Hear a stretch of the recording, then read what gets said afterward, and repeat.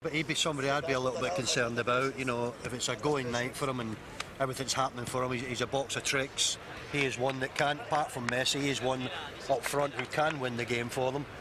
So I wouldn't look at his season, Stuart, and sort of write him off as being a player that couldn't cause us damage here tomorrow night, because I really believe he is a top player.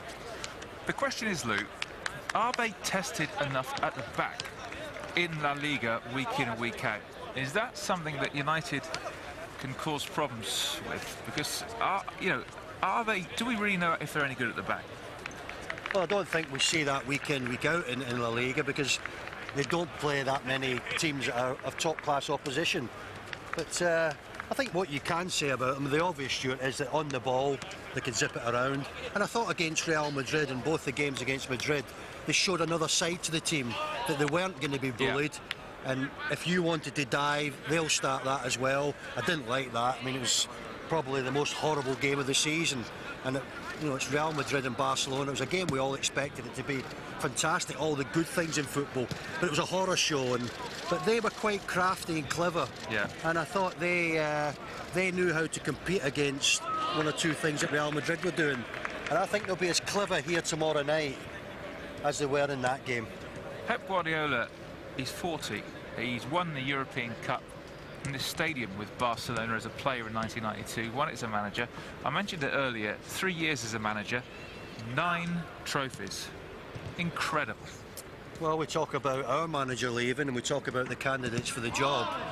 And to be honest with you, my top candidate before the last, say, 2 or 3 months of the season was Mourinho.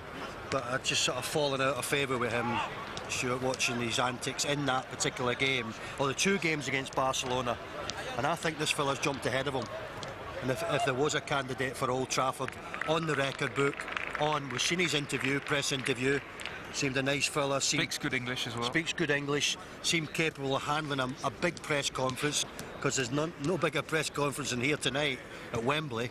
So he's got all the credentials of being a possibility of being the next man. And he's also said, which is quite strange as well, that his time at Barcelona could be coming to an end. Yeah, he's only had sort of 1-year contracts, and says that after a while, the dressing room sort of gets fed up with the manager, and the manager gets fed up with the players. Doesn't seem to work like that at Old Trafford. No, it doesn't. But I thought that was rather strange and bold of him to actually say that. But he's obviously said it for a reason, and maybe that reason is that he would fancy a crack in the Premier League. And if he does fancy a crack in the Premier League, he's smart enough to realise that the best team to go to is Manchester United. It's amazing to think that the majority of this Barcelona squad that we see training out here on this magnificent Wembley surface are free.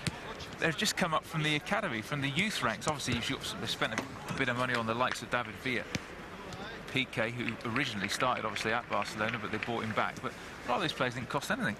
Well, they're obviously doing something, Stuart, that a lot of other clubs are not doing. Because I think nowadays, if any club gets one player coming through the academy who eventually gets into the first team and stays in it as a regular, then it's an achievement. I mean, we did it years ago with 6 or 7. I mean, that was a one-off. That's never happened since.